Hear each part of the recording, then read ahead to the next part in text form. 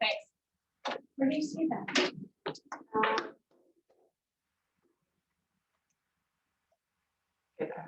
We can do it. Yeah.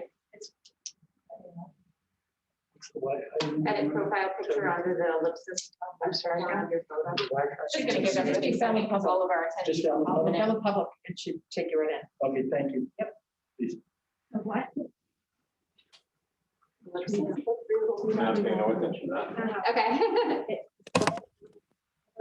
Oh, there we go. Okay, we got it. Okay, so we'll call the meeting of the Falmouth Public Schools for April 27th to order. And per Governor Baker's order suspending certain provisions of the open meeting law, the public is not allowed to physically access our school committee meeting here at the Falmouth Public or the Falmouth High School Library, but you can watch it on FCTV channel 14 or through the link provided on our agenda. And then of course you can see it on our YouTube channel. So let's, first I want to mention that if you have an agenda, you'll see that it said we were going to be in executive session, but that's postponed until next week. So both executive sessions on the agenda were not holding tonight. So we'll start with the Pledge of Allegiance. To the flag of the United States of America and to the republic for which it stands, one nation, God, indivisible, liberty, justice, property. Thank you very much. Thank you.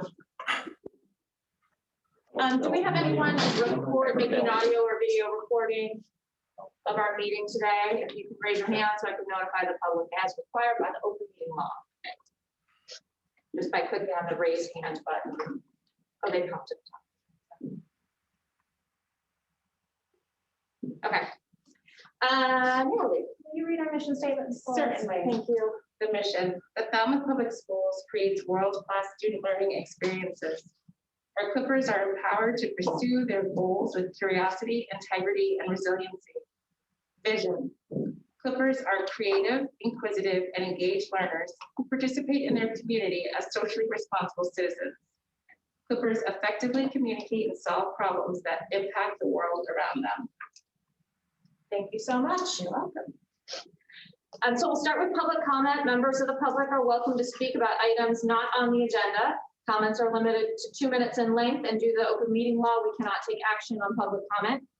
For items that are already on our agenda, the chair can accept comments from the public following the committee's discussion of the item, and additional comments can always be submitted to our school email addresses at schoolcommittee@Falmouth K12 MAUS. All right, do we have Scott? Is there any? Not yet. Okay. So is there any public? Oh, yeah, I have to actually ask. I'm so excited to just keep moving. Thank you. Do we have any public comment? Thank you guys for keeping me on my toes. I think that the COVID is starting to get to my brain. Any public comment? You just raise your hand. Oh, and welcome to Bill Dorfner, who's running for school committee. Okay. And we don't have Scott at the end yet. So we were thinking if we would take it out of order so that you didn't have to wait, but instead we'll follow the agenda. So, Lori, it's all yours. All right. Thank you, everyone. Yesterday, on Monday, we had our students return to in-person at Morris Pond and Lawrence. It was very exciting. I was able to visit those schools yesterday morning, and there were smiles on the students' faces and also on the staff faces. It was wonderful. People just explained they were so happy to have the students back. So we're very excited that we've been able to do it. And thank you to our administrators and staff that worked over the holiday week to make sure it could all happen. It went very smoothly, so we're glad to have them back. And we're also excited, just as a reminder, that our high school will be able to come back in person next Monday. So we're excited about that as well. Just some. Is it a big percent that are going to do full in person at the high school? We had 70% that said that they will begin. So a little less than the other two schools, but still a nice return. That also makes sense. Yeah, I mean, they're older. They can. So I just wanted to announce that we will still have our annual senioritis at Highfield Hall. It's the 15th annual art show by our senior art students. It's April 28th to May 15th. And there's an artist reception on May 6th. So we're very happy that we were still able to follow all the physical distancing and mask rules and be able to have that at Highfield Hall this year. We are planning a spring musical. It's in production as we speak. Our Falmouth High Theater Company is going to present Disney's High School Musical this year, so we're very excited about that. We have 35 students participating in the production, and Ms. Guida is working with Ryan Weber. I'm sorry, what? My playbook right here. That's great. To various locations around the school. So we're excited to see that. And it will be live streamed on June 11th, 12th, and 13th, free of charge. So we hope everyone will be able to see our spring musical this year.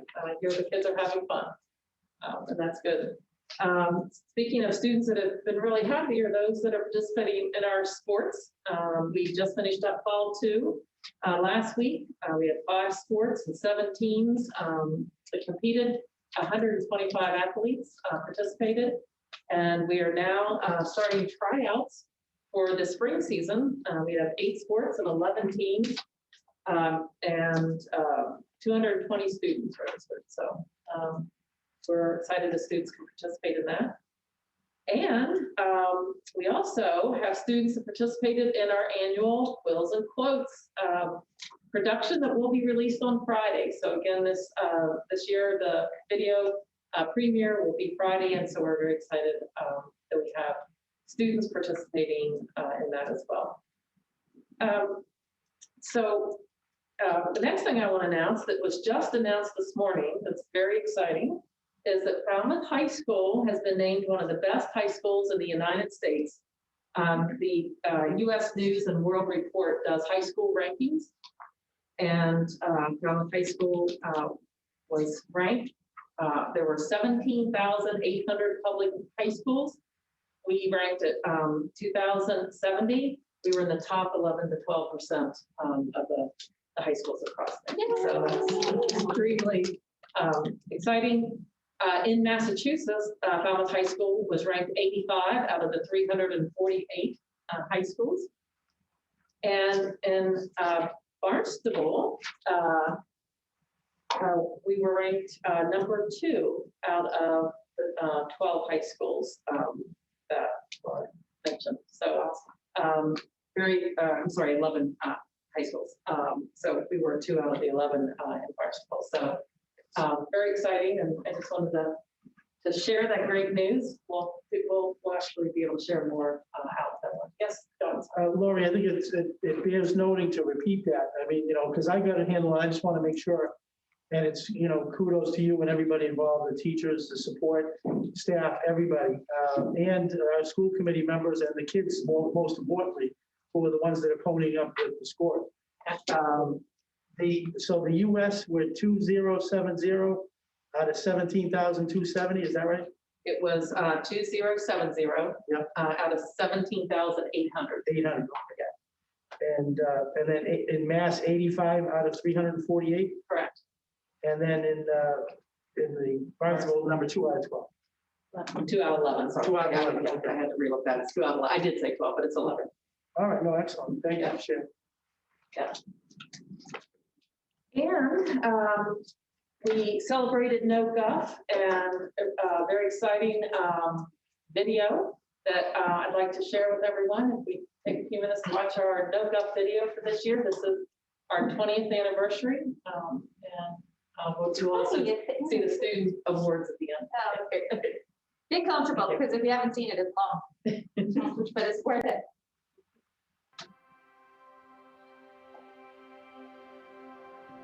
I think the biggest thing that No Guff has really helped me in my life now is that it reminds me that I just need to be who I am.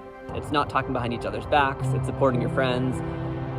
It's just kind of doing the right thing in the right moment. no guff or, something to that effect where you're out deliberately looking for good things. It brings us together and, it just makes the world a better place.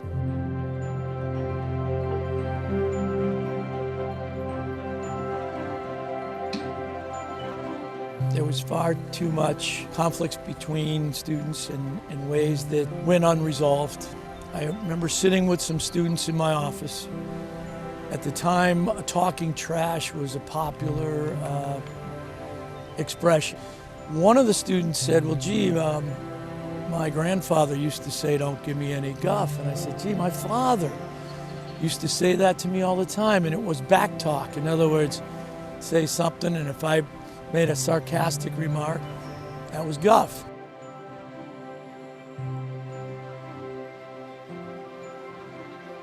My father, Doug Rebusel, and had some of his students in the graphic arts department make 100 t-shirts and sort of just hand them out. And there was, it said guff and a little, no circle on the front, and on the back it said don't go behind the back. So, implying don't talk about people behind their back, don't, say anything negative.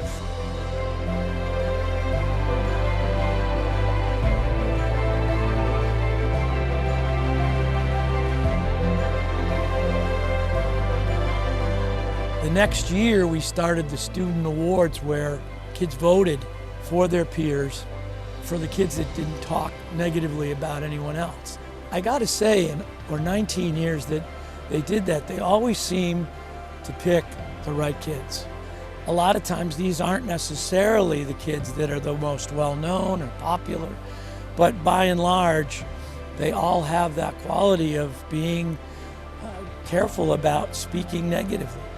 When I got the awards, I just felt so loved. I just felt like no matter what was going on in my world, no matter how many doubts I had about what I was doing, that all my other peers and my classmates saw me for who I was. And it's like, what else can you really ask for, especially as a 14, 15-year-old in the world trying to, find your place.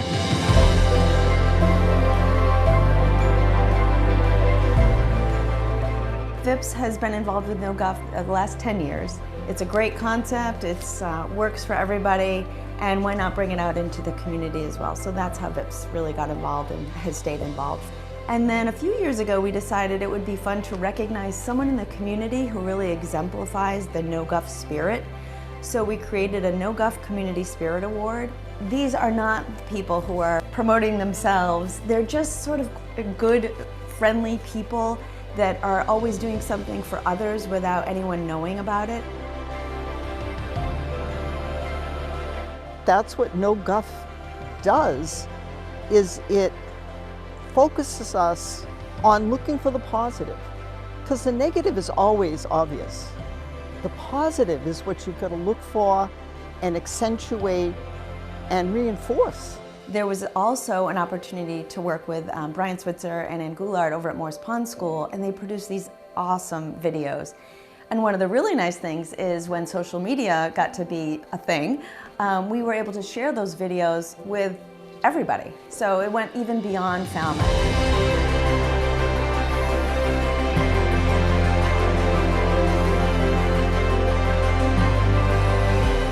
No guff. No guff.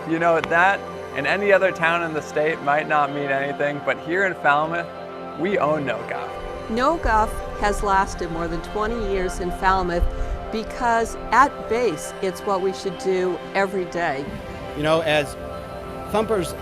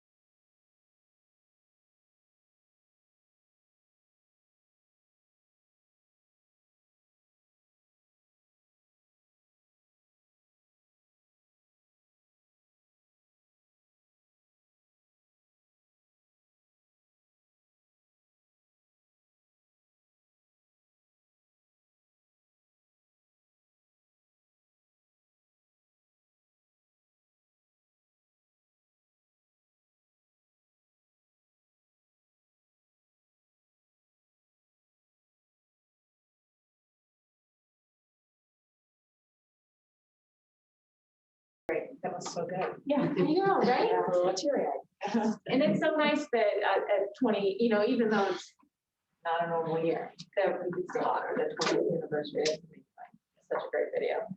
Thank you so much. We're also in in Washington DC, we're recognized in some official capacity too. I forget the exact, does anybody remember? For no go? Yeah. Or no, it's VIPS that is. Oh, yes. That's what it is. That's right. I misspoke, it's not the no gov part, it's the VIPS is, but they're part of no gov too though. I can tell you my cousin is a English teacher in a high school north of Chicago, and every year she waits for this video and she shares it with her school community. Oh, so it's impacting. Well, it's not just us; it's going places. Yeah, because they're always great. Yeah, they're always such good videos. All right. Well, thank you for bringing it to us. Did you have anything else, or are we gonna? No, that was my. Wonderful. Any questions for Lori? You do have Dr. Parkinson. Great. I don't see I Scott. have not seen Scott. I did send an invite. Okay, well, no worries. Dr. Parkinson, thanks for joining us. So we're missing Scott again tonight. Is there anything that you would like to share with us about the latest on COVID and vaccination and all those things? I guess just it's one of those tipping point weeks. I've been really excited this week because we've had all kinds of 16, 17, 18, 19-year-olds coming in with their Band-Aids on because they got their COVID vaccine. And, so that's great to see. And that's how we're gonna get to that critical number that we need to reduce the amount in the community. Same time, as we know, we're coming back from April vacation, and I think everybody knows that, well, I shouldn't say everybody knows. I should say that it seems to have been a more common occurrence to travel this vacation than it has in recent memory. And so I'm a little bit nervous about what that's going to bring, recognizing that most of the young people that travel aren't immunized. And I know that people have been trying to be careful when they did travel, and sanity was also a factor in all this. So just kind of waiting to see what plays out in the next week or two. We're in a dip right now, and just fingers crossed that maintains. I have a question for you. Do you have any, is there any hint on the research front as to when the vaccine might be approved for people under 16? It's being tested younger than that now. I've heard of it being tested from 12 and up. I've heard studies starting to test it from 5 and up. The timeline seems to have been in the order of about 3 months, right? From when testing started to when they made decision. I know there's been a request by the Pfizer exam to get approved for 12 to 15-year-olds. It's obviously that has to work its way through the FDA and the time that they take to do it. Right. So that sounds though like there's potential that there might be some vaccination of younger kids before school next year. Oh, I would hope so. I would hope that sometime in the summer we're going to see at least the 12 and ups. Yeah. And then it just kind of going to trickle slowly down, That would be wonderful.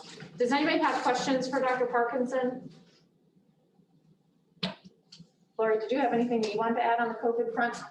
We are doing really well. Last week, the numbers were way down. Of course, people were on vacation. I'm not sure how much reporting was happening, but it was way down. But even since yesterday coming back, we've had almost, worried about saying this, we've had no positive cases reported. And it's just 2 days in, but we've got 2 weeks to really worry about. I know. Thank you, Dr. Parkinson. But that's positive. And, and I think the town is coming down. Last week we came down again in the town. We remained yellow, but the number was lower again. So that's great. Yeah. Anybody have any other questions on COVID? And we can always get the presentation that Scott usually does. We can just forward it along to everybody so you can see the numbers. Done. Yeah, just not to put you on the spot with reiterating what the governors came out with today, and just to suggest to folks in town that Falmouth Chamber has a very good breakdown of everything that, the new easements. But is there anything that jumps out at you, Dr. Parkinson, of the announcements today of note? No, I was going to say that obviously kids are going back to school in greater numbers on a more full-time basis, right? And so that's the third, the third part of the braid. That's this, immunized, numbers going down in the community, travel, I guess 4 parts of the braid. And so, I think that a good scientist will look at data, and anything that any of us say, it's well, what are the numbers going to look like in the next couple of weeks? And it's always going to determine things. All right. Well, thankfully, these reports have gotten very short because at the start of the year, there was a lot of ground to cover, but I think we're all feeling more informed, which is really helpful. But thank you for joining us tonight and weighing in. And I guess that's it. All right. If you can get vaccinated, please. Please. We're going Friday. We're all like, please. Most of us are getting done on Friday. We're so excited. The remaining ones, anyway. I know a lot of people are already done. All right. Thanks, Dr. Parkinson. Have a good evening. Thank you. Thank you. Next up, we have our presentation on career and vocational technical education. And I imagine we have a whole bunch of people getting promoted to join us.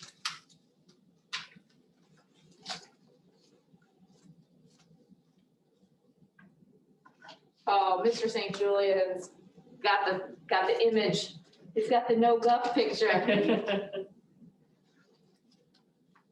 Kelly, as they get situated, since you mentioned no guff again, I want to congratulate Olivia Frenari for being named one of the no guff participants this year. That's awesome. Nice.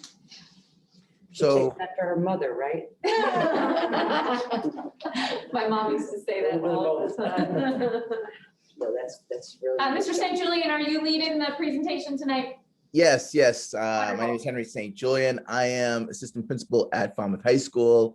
I am also the CVTE team leader, and my proudest moment was a past no guff recipient. So I'm carrying it through. I love that video. That was a fantastic video. So anyway, I'm here with Michael Kasparian, and we are giving you a presentation of our CVT, or just a progress of our CVT TVE program. I just want to remind people that what we are is our high school is a comprehensive education. So we not only prepare kids for college, but also for the workforce and giving them skills. So we've got 7 wonderful programs that we want to highlight to people. We have early childhood care headed by Lynn Campbell. We've got graphic design headed by Miss Hart, woodworking by Mr. Brooks, business marketing by Ms. Rocha, culinary by Mrs. Hackett, web programming and web development by Mr. Campbell, and video production by Ryan Weber, who is with you, I can tell.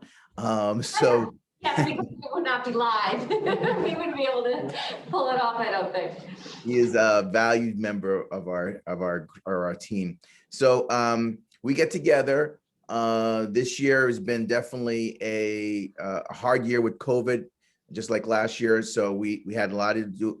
We had to deal with a lot of adjustments, and it's really hard when you are really hands-on activity, but our staff did really well trying to get ourselves prepared. What's awesome about the CVT program is that we have advisors. We've got an advisory. We have people from the community to help us out And definitely with this situation, it's very important that we know what's going on in the business world. So Mr. Kasparian is the head of multiple advisories.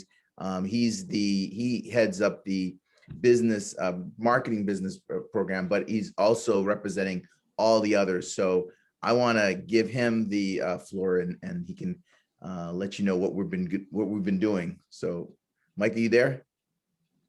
I am. Thank you, Henry.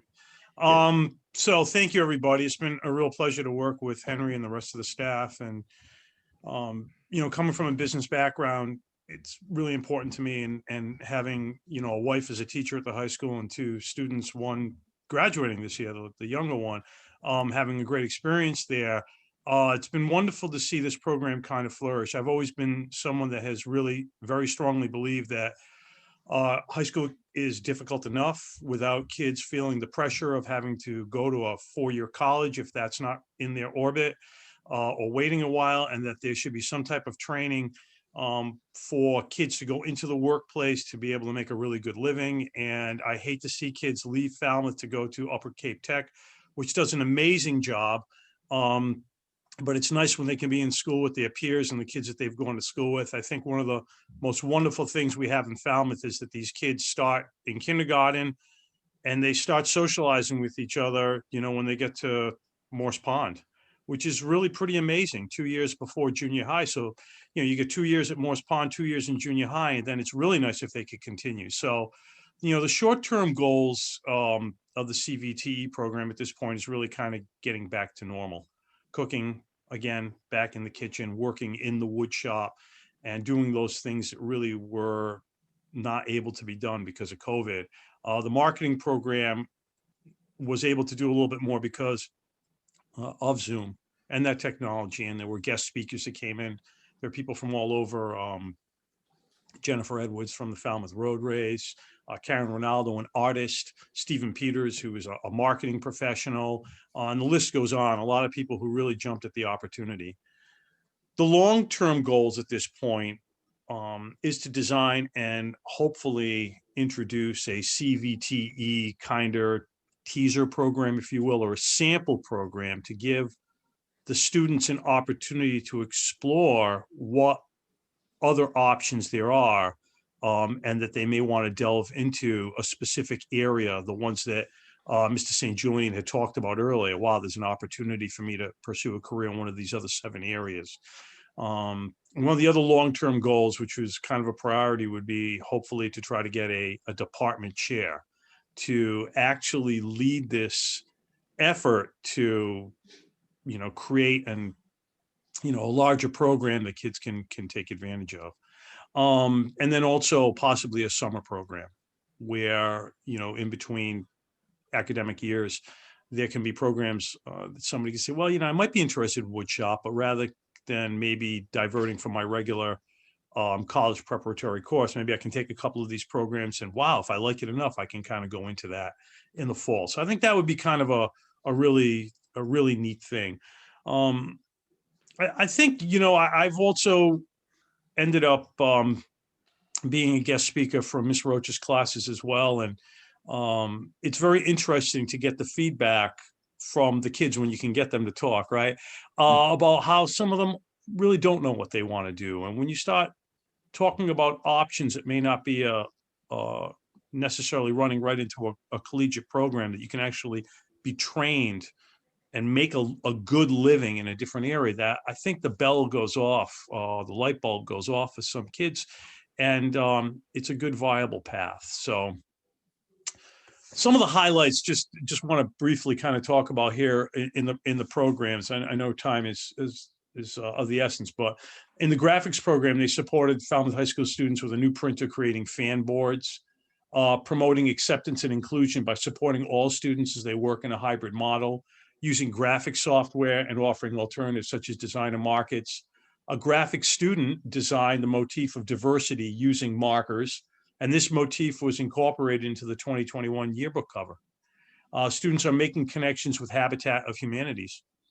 In video production, they were promoting acceptance and inclusion by supporting all students as they work in a hybrid model, filming with cell phones, and school supplied tripods, which is really cool. And in recomposing using the online video editor, creating a film festival called, and it's upcoming, STEM Fest. Because who doesn't love STEM, right? And having a festival around that would be pretty amazing. And students were able to broadcast a League of Women Voters mass student film competition, which is pretty cool.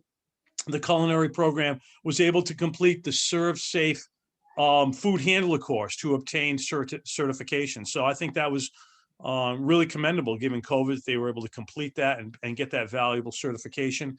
And then the marketing program brought in the guest speakers that I had mentioned earlier. So even though it was relegated to a lot of limitations due to COVID, I think the program made a lot of progress, and we're looking forward to getting back at it, particularly in September when it's 100%. Back to what John Fenari talked about. If you haven't seen it yet, some of the governor's guidelines, we're hoping by August 1st to get back to 100% normalcy, and hopefully that's going to hold by September. Thank you So I'll turn it back over to Mr. St. Julian. Yeah, any questions? Thank you. Michael does a really good job with selling definitely with the STEM stuff. I mean, STEM Fest. Any questions for either of them? I have one, and it's not really a question, but it's a little bit more of a comment, I think, that, you know, it's incredible to have all of these paths that provide for people to explore career options, but I don't think we should underestimate the value that those classes also have for kids who fully intend to go to college. They, you know, those are the things that that brings them joy in the day. You know, they love to build things, or they didn't know that they loved to build things, or they love the graphic stuff. And, you know, that's a really important piece too. So it's not just the career options that these programs offer, but it's also providing students opportunities for, you know, additional joy and hobbies and that they might have forever. So I think that's really important piece. I totally agree. Their life skills, culinary, not that many people are going to be chefs, but the question is, are you going to cook? Are you going to be cooking for yourself when you're an adult? The answer is yes, yes, yes. And you need to know safety and how to do stuff. So I absolutely agree with that. That's an excellent point. John, what do you have? Yeah, I have a unique perspective of working with Michael at the chamber and seeing him do it through that side, and then seeing him wearing this hat, and then seeing him in basically every video that we have here popping up of community involvement. But I would put it out to the students and the parents that, especially culinary, that if kids are cooks, you can walk into any restaurant or hotel on the Cape and you get a job immediately right now. Feel free to reach out to me because we're hired. But just to, no, I kid, but I'm not. Any kind of tours that are set up, I would challenge businesses too to communicate that out there. I really support Michael's statement of saying, you know, try to keep the kids in Falmouth, give them there's tons of opportunities. They just have to understand it and have to visualize it. I challenge all the businesses to try to bridge any gap by communicating, and folks like Michael and Mr. St. Julian and Ms. Roca do a great job of trying to get, you have all of this supply and all of this demand, you know, of workers to just get them to talk to each other. And I think these programs are great. So kudos to everybody. Absolutely. Absolutely. Any last questions? Lori, Sonia, did anyone have any other things? Bill does. Oh, I'm looking at front, so I can't see him. Where are you, Bill? Just a couple questions.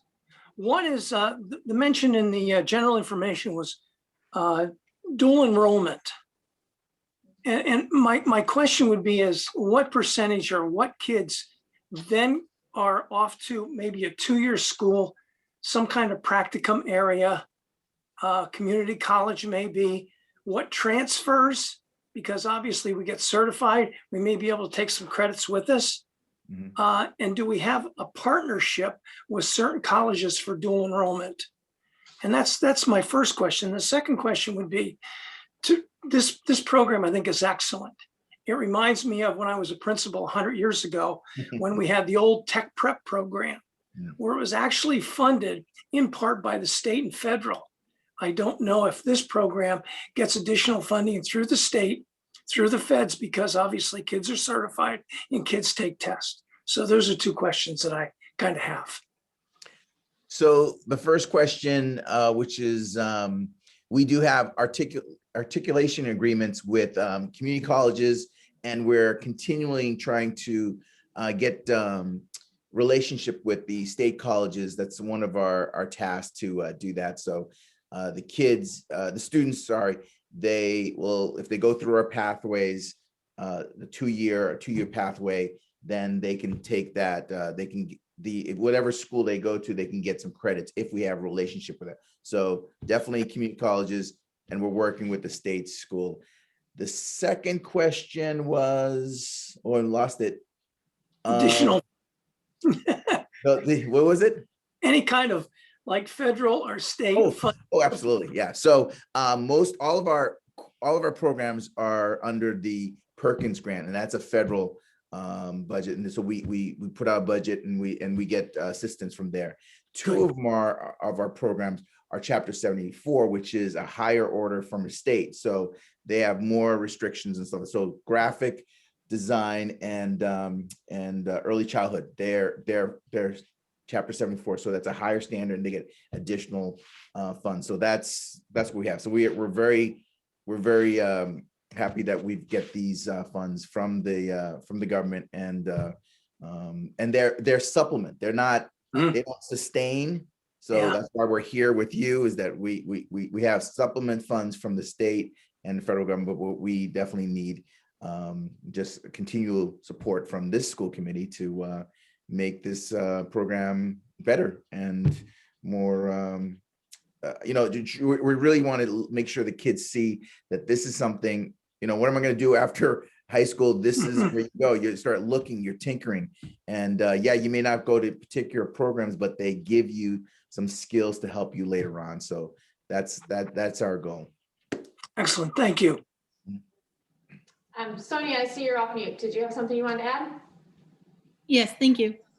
To add to the response to Bill's question, Perkins was just reauthorized. So we have actually been able to tighten the timeline of tracking our graduates. So it used to be that we went through a process of tracking our graduates when they should have been entering either their second year of a 2-year program, or their sophomore year of a 4-year program, or the second year of employment. We actually track them now about 6 months out, and that timeline's new. So we're trying to adjust to it given the circumstances we have. But it allows us to have more accurate data of where our students are going.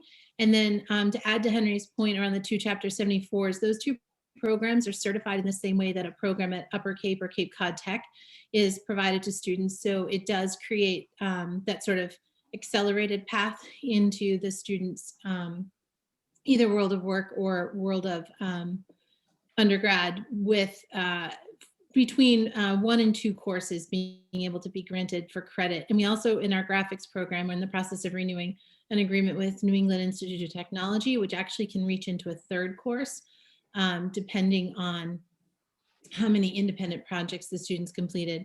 I also want to thank Michael for sharing tonight, both as the chairperson for the marketing advisory, but also for the general advisory, and being able to help bring together the goals across the 7 very unique programs and unifying them and helping them. And then one of the other things that the Perkins has allowed us to do, in the way that Henry has been supporting the team at the high school, is that they don't necessarily do equal shares each year. The team prioritizes their goals so that each program has a chance to buy a pretty significant piece of equipment over a period of time. And then they're also supported with some smaller expenses along the way. So I think one of the biggest shifts we're going to see is coming out of our carpentry program with some pretty high-powered industry-aligned equipment that's going to just accelerate that program as well. So there's so much growth. And then the one thing that Henry didn't share with you is also the network he's building around professional learning. And he's begun to make partnerships with other comprehensive high schools that have programs like ours, including both Chapter 74 and Perkins supported. So he's also building bridges so that none of our teachers have to feel isolated in their programs as teachers, and they have people to whom they can reach out and turn and ask questions. So we continue to grow, sort of in spite of the circumstances, realizing that what we're able to offer our students is just a really powerful experience. So thank you for allowing me to share that. And thank you again to Michael and to Henry for putting the spotlight on our students, our teachers, and our programs. Thank you. Thanks. Any last thoughts? Or questions? Okay, great. Well, thank you guys for presenting to us tonight. It's always great to hear about what's going on in CVT. Pleasure. Thank you. Thank you. Thanks. Thank you. Next on the agenda is the first read for the Carousel of Light license. Okay, should you have anything that you want? Can we promote Troy if he isn't already? So he can join us. And is there anything we need to? No, I'd just like to, make the recommendation that we bring the carousel for a limited season this year to Mullen Hall in the location that it's used to being in. Scott McGann did sign off on this activity as being a safe activity for the summer. And so in the contract, it has the limited dates. So it will not start as early and it'll end earlier than normal. And we're, our Mullen Hall family is welcoming it back on the site. So the later start just allows for more space during COVID, with the outdoor classrooms and PE classes and such being outside, along with the distancing in the, recess time. But this is the weekend before school's out, and then it'll be taken down the weekend after school starts. So only about 4 days, I believe, while school's in session will actually be set up. So so that's so limited, but we welcome it back on the site. So I did catch one typo on letter N. It says 2020 and it's just supposed to be 2021. And were there any, Troy, did you have anything that you wanted to add to what Lori just mentioned?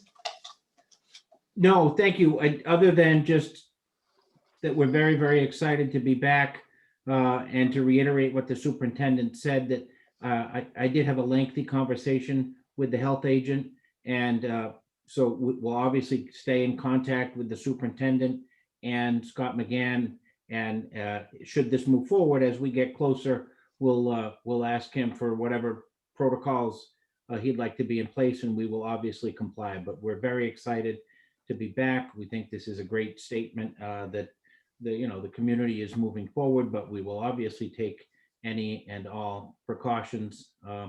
And as always, grateful for the support of the school committee, and just really excited to have those horses running again. We have actually had a volunteer repurposing, repainting, refinishing all of the horses, so the carousel will be almost brand new when it comes back to life this summer. Thanks, Troy.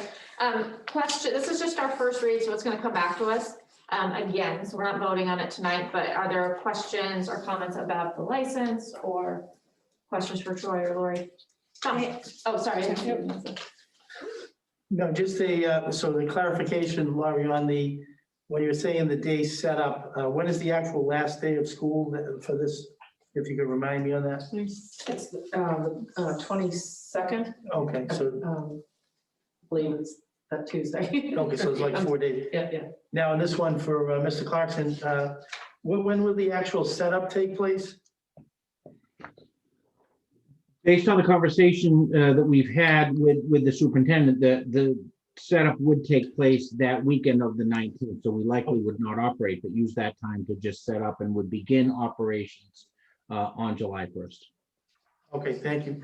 And then this is, am I understanding this right when it says in line D, until revoked, this license shall continue until terminated as set forth herein? So I like it that it's, re-upped every year, that it has to come before the committee.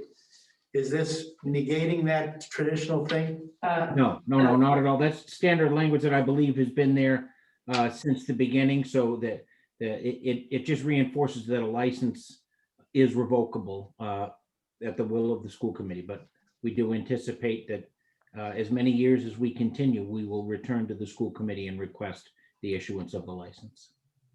Okay, so that connects to E then, so that the flow of that. So I wouldn't mind having another line in there just saying, reflecting that it'll be taken down September 11th to 2021. So it just reaffirms that it's not ad infinitum. Just a thought for the next reading. I'm not, John, I don't think I understand what you mean. What do you want? So the D is based, E is saying when it's going to be taken down for this particular year. But D is saying until revoked, this license shall continue until terminated as set forth. Oh, actually, but never mind. I actually see what you're saying with that, with how it follows that. Okay. I thought it was Clarkson as well. Yeah. All right. Sometimes it just takes a couple. So herein, so then it's saying that it will end. The next thing. Okay. Thank you all. Yeah, that makes sense. Okay, got it. Melissa. I assume on the last page, or excuse me, on the second page where it says carousel by its president, that we'll have an actual name. Oh, okay. Instead of saying president, it should be whoever it is. Yes. Gotcha. Troy, I assume you sign this, correct? Yeah. Yes. Right, so we'll just have your name put in there. Okay. Okay, and then if I remember right, before it comes to a vote, this section L, I'm sorry, Melissa, did I cut you off? No, I'm sure it was just a, first read kind of thing. I just didn't want it to slip by and then we would have it held up. I don't want to hold it up at all. I just want to make sure that everything is in line when we go to vote on it. Yeah, I can appreciate that. Thank you. So on L, if I remember right, these things all come to us before it comes back on our agenda. The evidence of the insurance and whatnot. And if something has to be, I think you said it's got the blessing of Scott McGann, but if he has to sign off on it, or, if there's any documentation, that we would want that before our vote. Yes. Okay.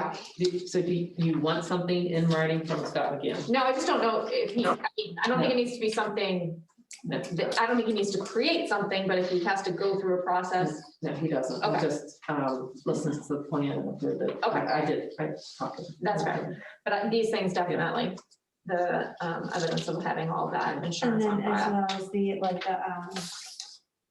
inspections for the electrical Yes, and Troy, help me. What's the other one that you got? The electrical and is it The Commonwealth, the state of Massachusetts, the amusement division comes and inspects. Yeah, whatever those inspections Yeah. are. Thank you. So we have everything. And Bill, I saw your hand go up. What's your question? Yeah, I think one thing that needs to be done is obviously signage for any kind of COVID protocols that need to be explicit. And obviously, I'm glad that Troy has contacted Scott McGann.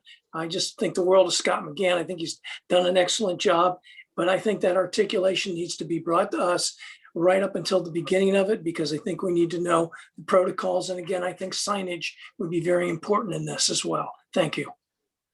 Yeah, maybe we can fit that into G.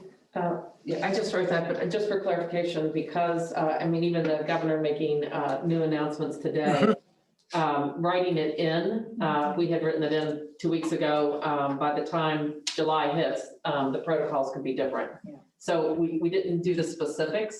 I like that it's not specific, Yeah. especially where things seem Because to be right, changing. exactly. Yeah, but it could just say something like, But we can make sure there are signs. yeah, something Mhm. that, so that people know what they're supposed to be doing. Right. That's helpful. Yeah. Okay. Especially where it is changing. Yeah, and also because people are coming from other places. Correct. That it might be totally different where they live. Correct. So the more we can try and tell them how we roll here, the more likely they'll follow the rules. Right. Okay, any other things? Lisa? Yeah, just a quick question. According to the sketch, is it in the exact same place it's been every single year? Yes. It just seemed like it was further down. Okay. Okay, thank you. Yeah, so, and I'm also glad that we're waiting, because you can see it impacts the track. So that we're waiting until school will be done, because it's more of an issue now, using all that space. Any other things? Questions for Troy? Okay. All right, Troy, thanks for being here to answer our questions. And I'll just leave it to you and Troy to connect on the other things. Yeah, so that we have everything. We'll have it ready before we bring it back. Great. All right. Thank you. Have a good night, Troy. Thanks. Troy. Thank you, Troy. Next is acting on our school choice seats. So you'll remember that we had our public hearing for school choice numbers. We didn't have any comments, but we had our hearing.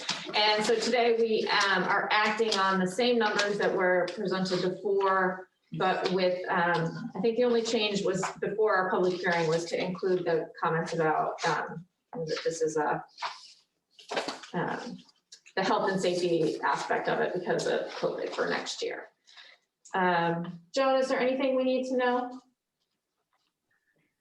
No, Kelly, other than the additional comment that was put in the first paragraph on the document that you have, all else remains the same, but I'm happy to answer any questions you may have. All right, any last questions for Joan on this? Is there a motion to approve the school choice seats for the 2021-22 school year? I make a motion to approve the school choice seats for the 2021-2022 school year. And a second? I'll second. Thanks, Lisa. And any last questions? It's a roll call vote. Bill, we'll start with you. Ryder, yes. John. Bernard, yes. Terry. Terry Medeiros, yes. Lisa. Lisa Hart, yes. Natalie. Natalie Cantalopoulos, yes. Melissa. Melissa Keith, yes. Andrea. Andrea Thorold, yes. And Kelly Welch also a yes, so that passes unanimously. Thank you very much on that.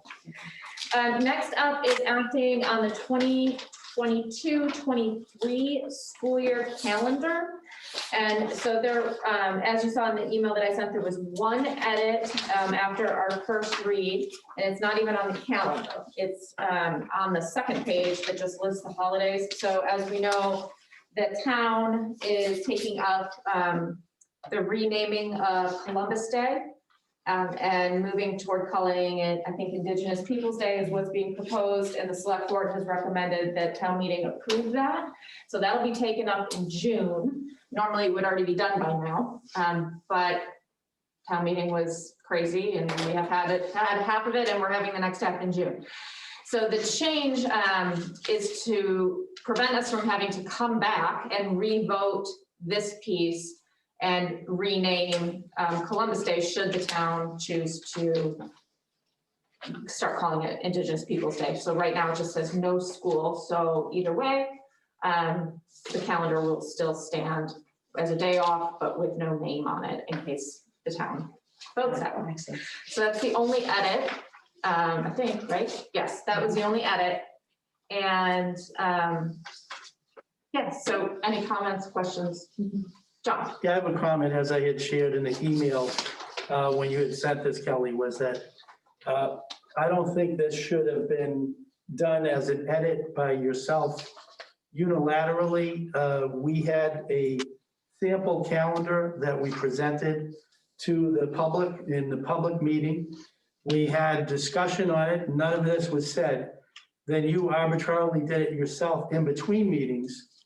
And I don't think we've properly notified the public. I think it's our third meeting in a row with a open meeting law violation. The one being 3 meetings ago where we had something, the MCAS, that was not done as a vote. It was not listed as a vote. And yet you put it forth as a vote. We had a challenge. Myself and Mr. Ryder voted to challenge that. And then it ended up being a vote. Then last meeting, we had a calendar that not even the school committee folks, myself included, were aware of what the issues were that were topical. And at least 3 people mentioned that they didn't even understand what was on the calendar. You said, yeah, that's true. I should have got out a better description of what was the difference between the prior calendar and this one. And yet you did it the same way. So we had a whole number of folks that came in front of this committee and said they wanted to keep it as Columbus Day. And yet they would have had no idea that this was on the change here. And then as far as the select board suggesting a, recommending that warrant be, or that article be passed. We just had Mr. Clarkson on, and they also had said that they wanted the carousel to be passed too, 3 out of 5 of those folks. So there's no guarantee that it's going to pass just because they said it. So I think this is an illegal vote, and I will comment on it that I do feel we should maintain as what the state has said. And as a proud Italian American, this is a item that it's interesting that the prior meeting, we talk about diversity, but yet there are some groups we're sort of not as empathetic with. Like our select board chair, Ms. English Braga, and I reached out to her privately about this. She's making reference to the mafia, and I said, as an Italian American, I would rather you not make that reference in our public meeting, in our joint meeting. And then she follows up and doubles down and says La Cosa Nostra. So you have in some groups we're very supportive and empathetic, and then some other groups you don't even get a chance to have a mention of it. Not to mention the fact of the Catholicism and Christianity dynamic of Columbus as well. So it should at least be heard where someone could say, I think if this was the case in this, however someone feels about it, the individual thing, it would have been just a simple matter of you making a motion or anybody saying, I make a motion that we say no school that day. And then, but by not saying what the topic was, I think we're denying folks the ability to public comment on it. Thank you. So I saw your hand, but I just want to address the fact that this is how first reads have worked in the 7 years that you and I have been on this committee together. The first read comes, we look at it, we think about it, suggestions come to the chair or come to the superintendent, and then edits are made, and then it comes back. That's how it's always been done. We did it like 30 times last year for policy. So to imply that doing it that way is somehow a violation for this item, but has not been a violation for every other way that we've had a first read for the last 7 years is a little bit disingenuous. So I'm not entertaining that argument at all. If you would like to make a motion that we go back to the other way, you're more than welcome to ask for that, just like every other member is entitled to ask for any item or on the agenda, any edit to a first read, and any motion when we're here. That's how I it make a works. motion that we maintain the prior one on there that shows Columbus Day. And if talking about disingenuous was last meeting as well. You didn't tell anybody that you were not going to have people come back on the Tuesday after Labor Day. And then you were doing it for a specific religious holiday. And you didn't say, when I asked directly, well, have we figured out what the percentages of threshold for folks to be a non-secular thing? If we did, that's fine. If we didn't, we didn't. So that was a precedent-setting thing. So yeah, so I make a motion that we go back to the original one, and then if somebody wants to make a motion to remove it, they can. Okay, is there a second to approve the first version of the calendar? I'll make a second to approve it, just so we can open it up to discussion. Okay. So can you use your comment now? I don't know if it even applies anymore because I didn't let you go first. I'm sorry. Yes, it can be on the I guess, amendment. So I guess I want to have a little bit of clarification because, we do this every year, and I can remember things coming up about what we actually approve as a school committee. There's the calendar with the grid, and I've heard over and over again that the backside, which is the description, is not what we're approving. We're approving the dates. So there would be no issue, I guess, about whatever is written on this. It could even go away because we keep having questions about that on a regular basis. What part are we actually approving? And since it comes up year after year and there's this confusion, I would be happy just to get rid of this. And, it can be on the back when it gets distributed if it's helpful, but what we're approving is the dates.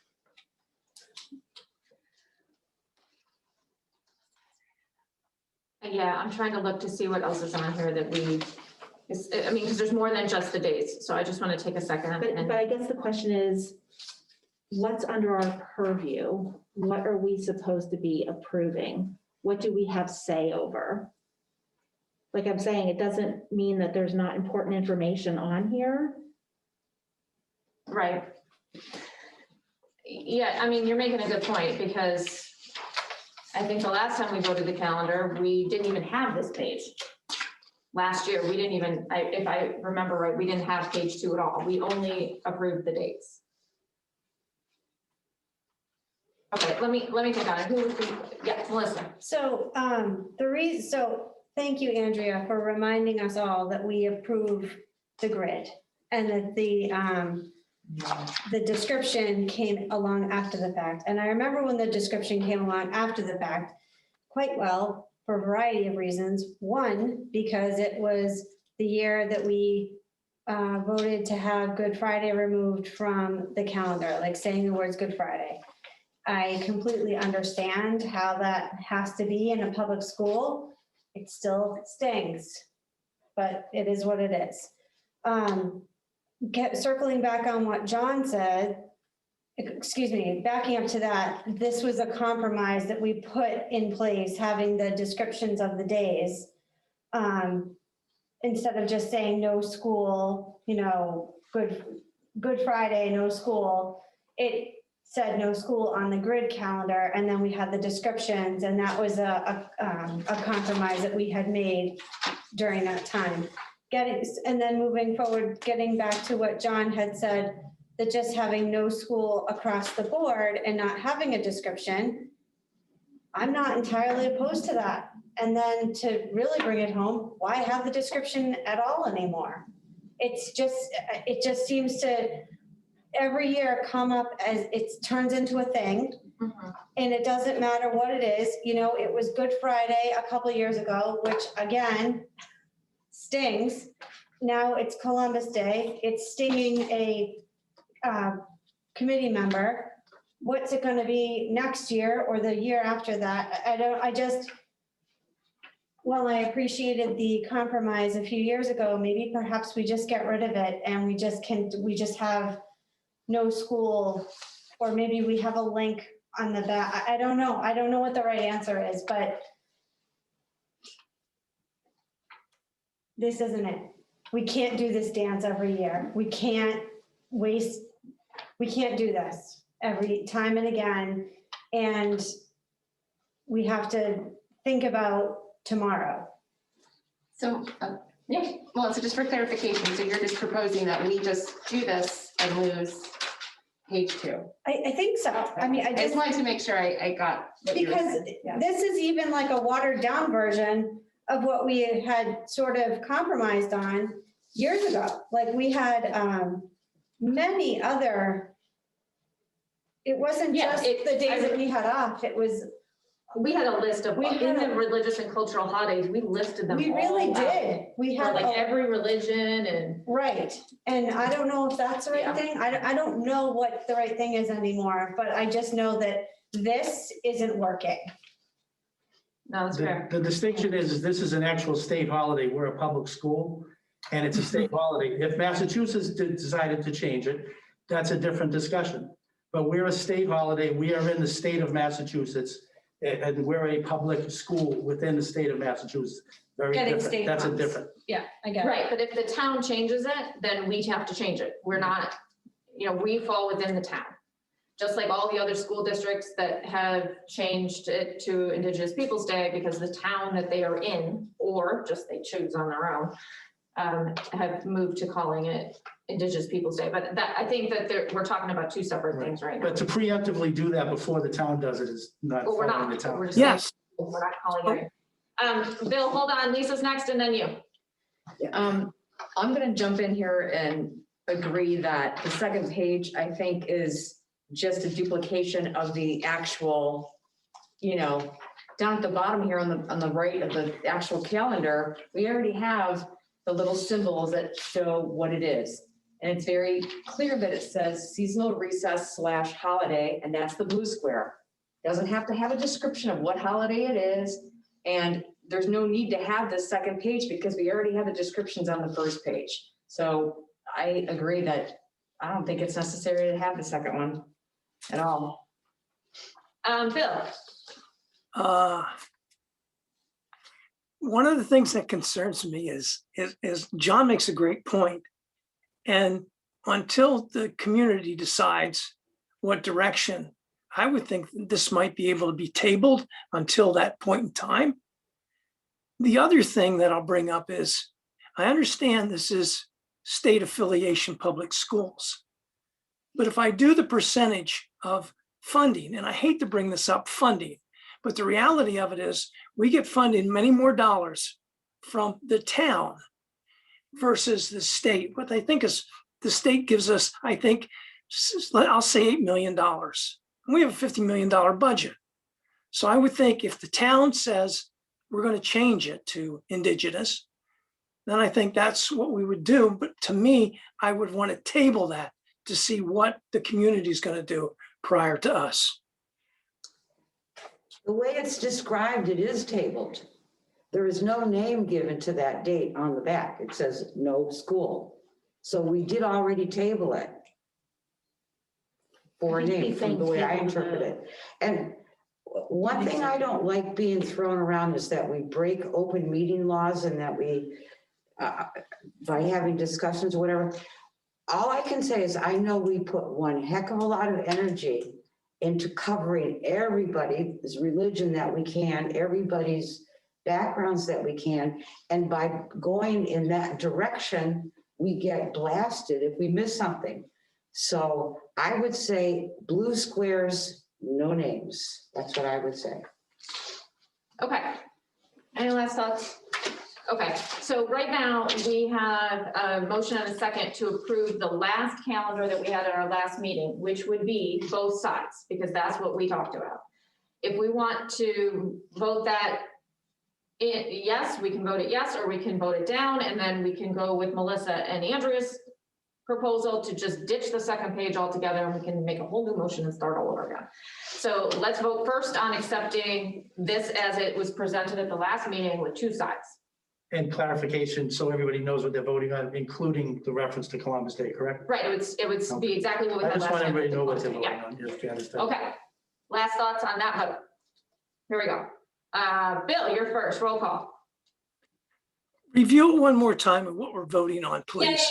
Yeah, so we would be voting to approve the calendar for 2022-23 that we had at our last meeting. And so all the dates are the same, but it has 2 pages, and the second page lists Columbus Day as a holiday. It lists Columbus Day as no school.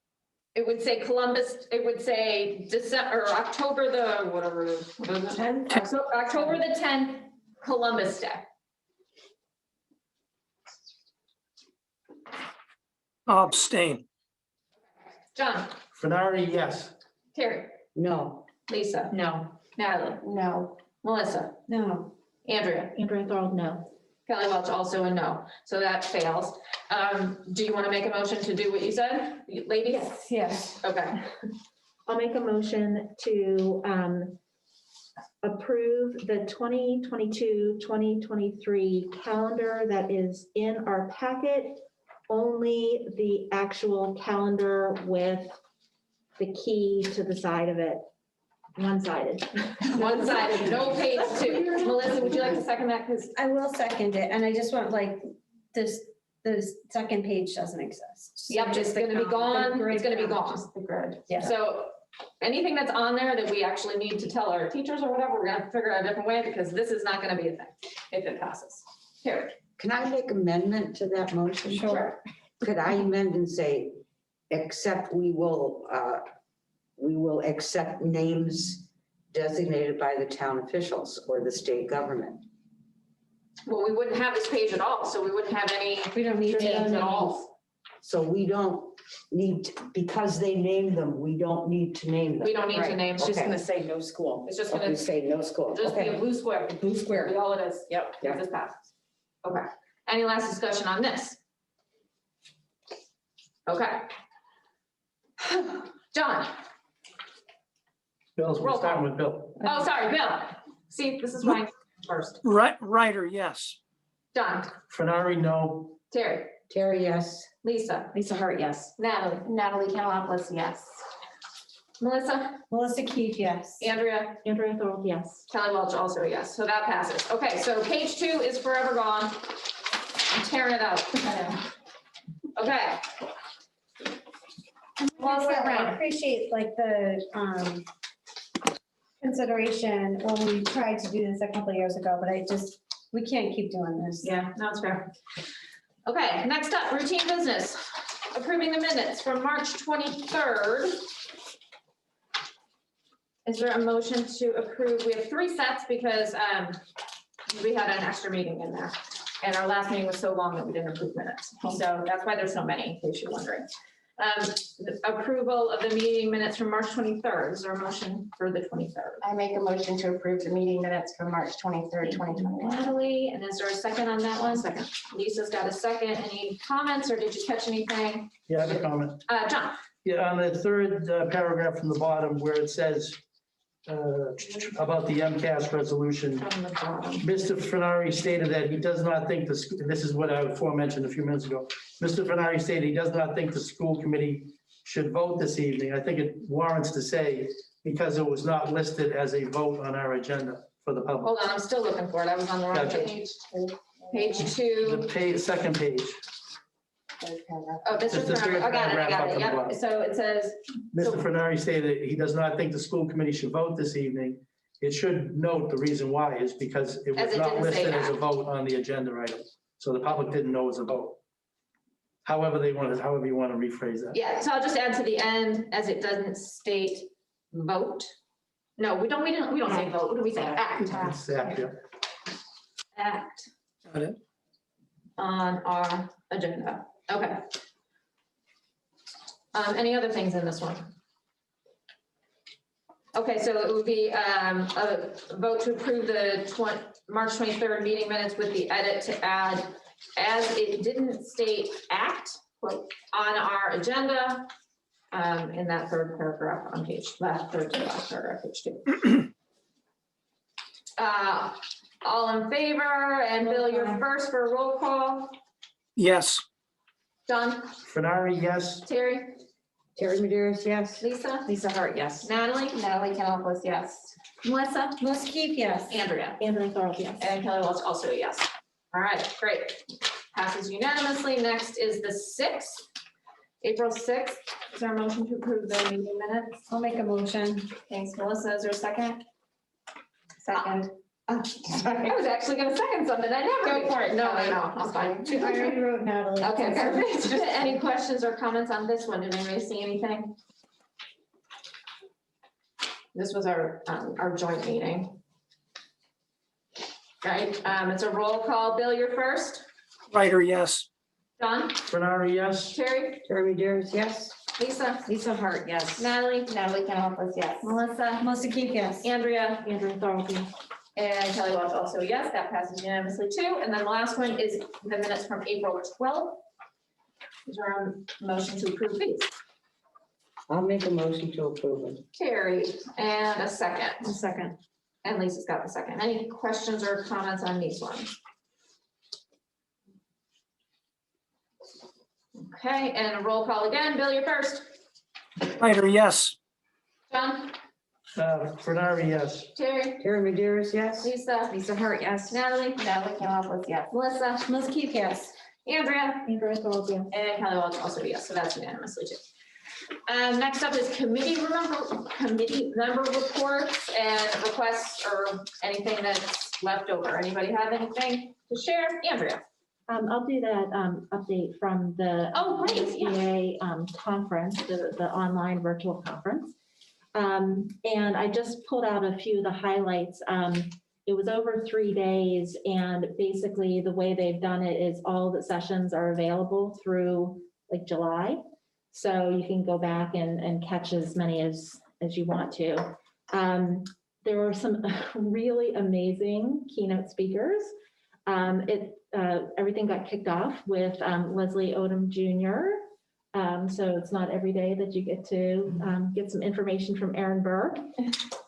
He told his life story and, not surprisingly, emphasized the importance of arts in education. And it was really powerful. I love hearing those, direct stories of people's lives and what a difference it made for them. Another amazing speaker was Sonia Nazario, who is a Pulitzer Prize winning journalist. And she focuses a lot on the immigrant experience and trauma. And one of the things from her talk that she was brought up is that this is nationwide. 25% of children in K-12 are immigrants or have a foreign-born parent. That's up from 6% in 1970. So it's a serious thing to pay attention to. And because of the focus on this immigrant experience and their journeys basically getting here, schools need to be aware that they need to be addressing these high levels of depression and anxiety and abandonment, issues that are still going on within the family. And you have to do that in addition to providing the academic assistance, but it's as equally as important if you're going to expect them to be able to learn. I know we're always looking for really good books, and a book that she's written, it was called Enrique's Journey, and it is about a 16-year-old Honduran boy trying to reunite with his mother. And there is also a young adult version, so that it's available for students. And she explained how she went on the journey that people are making currently, trying to get from, it used to be a lot of the immigration coming through our southern border was coming from Mexico, but it's really from Central America now. And she made that journey. And basically, I still don't know how she made it through alive. And I'm not sure if she knows how that happened either. It's really powerful to hear exactly what that was like. Brian, can you mute? Another speaker was Soledad O'Brien. And one of the things, she talked about a whole lot of different things, but something I took away from her talk was she was looking into next year and saying, okay, this was a COVID year, next year. And she said, our biggest task going forward is re-engagement. And that's kind of going to be the word for the next year. And we need to think about specific activities really about that. We know what's happened. Now we need to really work on how to re-engage our students. And I thought that sounded like a pretty great idea. There was also a panel of speakers that were focusing on equity and policy. And I know that when we had our Division 7 meeting, the virtual meeting we had back in February, we did a little poll at the end to see what members were interested in hearing about in the future. And one of the things that came up was policy. So I thought I would listen to this one to see what they were talking about in regards to that. And someone on that panel had said that basically writing policy is a school committee's superpower in advancing equity. We should have capes. Exactly. Terry, you can win that, right? Yeah, Come Terry, up make the with policy that. committee some capes. Get They're some the capes. superheroes. So, and the suggestions were, when you're looking at policy through an equity lens, to ask questions about who are your policies working for, who are they working against, what are the unmet consequences of our policies, and making sure that they work for all students. And said the summary from this really amazing woman out of Washington said that when it comes to institutional racism and the inequities that results, our policies are never neutral. They do one of four things. They exacerbate, they perpetuate, they mitigate, or they can eliminate inequities. And I thought that was really great. I'm going to talk to Mask to see if that's something that we might be able to do, is to bring this person in who is a consultant specifically around policy, do that for the whole division, and maybe be able to take some pieces to look at what we're doing here in our district with policy. Yeah, because a lot of the districts have the same base policies from masks. So if masks have like an equity audit of the policies, it would impact all of us because we all have the same ones. You're exactly right. Huh, that's really interesting. I have a question for you, Andrea. Where did, is it Sonia Azario? Yeah. Where did she Okay. begin her journey? When you say that she made the journey, what was her trail? Honduras. Honduras. Yeah. And they do this riding on tops of trains and Oh, yeah. literally, catching them moving. People are giving food and water to them along the way. And many, many people don't make it. They get crushed by trains pretty regularly. Yeah. Yeah. Thank you. Thanks for that update. Thank you. Good resources. And I'm going to just throw in a plug. Oh, yeah. Registration is open for the Equity Online Symposium in July. That is through NSBA. And that's part of their DIRE initiative, which is dismantling institutional racism in education. So that is just opened up, and that is also going to be virtual. So it'll give you a lot of opportunities to hear some really amazing people doing the best work in our country. Andrea, could you tell us one more time how we can get to the online virtual conference that you just spoke of? Yes, so it's at nsba.org. Thank you. Okay. And that's available until July, you said? That it is, the registration is open now. Okay. But it will be taking place July 13th and 14th. What about the, to view the keynote speakers that you had heard previously? I believe it's only for registrants, but Okay. I could send you the link I to would love see it. if it works. Sure. So Yeah, we'll try it. If it does, then Yeah, and if it's it works, send it to open. me too. And that means it's open to everybody, and if it's not, then That's okay. we'll give it a try. All right, great. Thanks very Awesome. much. Thank you. Awesome. Any other, Terry? The community history project of the Portuguese speaking or Portuguese in the background project in Falmouth. I don't know if you're all familiar with it. I don't need to give any more description of it. We're rolling right along. We have a meeting every Thursday night. And they, last week, Ed Haddad from the Falmouth Historical Commission came and talked about getting historical designation, the process for that and everything. But what I'm finding interesting is the oral histories.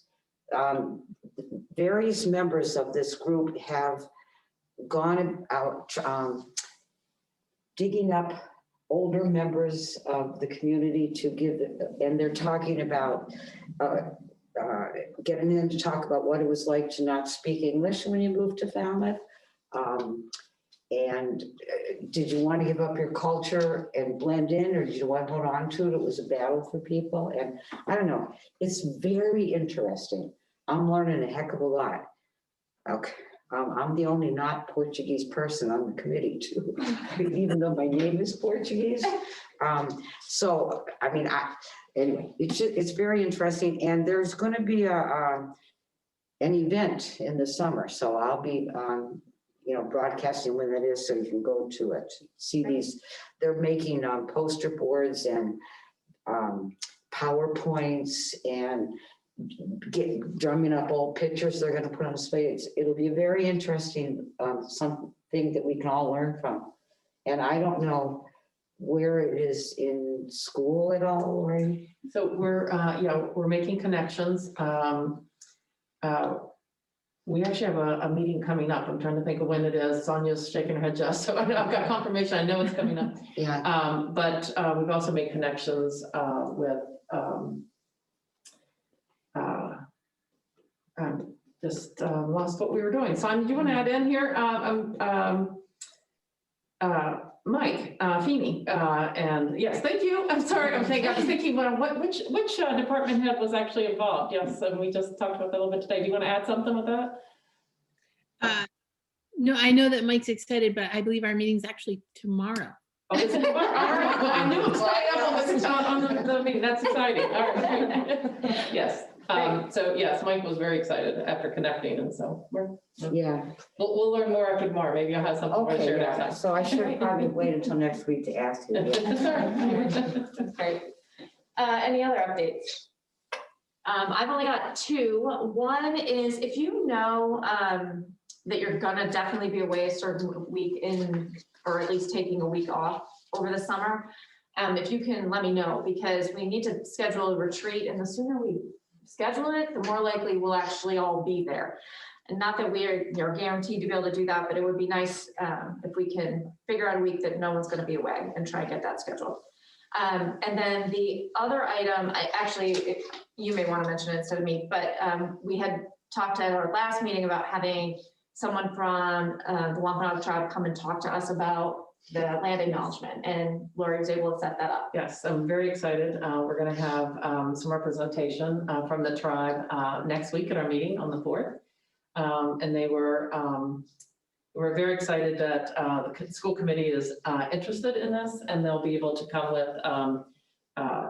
ways in which you can acknowledge and actually help with some language as well. So we'll learn a lot next week and make a connection, and I think we'll be able to move forward. Yeah, at least we'll know more. So Yes, that would be great to be informed. All right, any last things? Yes, one more. Yeah, go ahead, Bill. Two quick things. One is information on graduation. I Okay, think that would be needed, obviously, pretty soon. The other thing is I'd like a listing or an overview, and I think Joan could do that for us in reference to summer school programs, because I would hope that they would be expanded to a degree because of COVID, and obviously the kids missing a lot of time. yeah. So I want, two things, obviously graduation and then summertime programs, summer school. Thank you. All right, thanks, Bill. And as we mentioned, we're not moving into an executive session. That's postponed until next week. So is there a motion to adjourn? I'll make a motion to adjourn. Thank you, Melissa. I will second. Thanks, Lisa. And roll call, Bill. Ryder, yes. Thanks, John. Fenari, yes. Terry. Jerry Maderas, yes. Lisa Hart, yes. Natalie. Calabas, yes. Melissa. Let's keep yes. Andrea. Yes. And Kelly Welch also, yes, we're adjourned. Thank you. Good night. Thanks for everyone joining. Goodbye.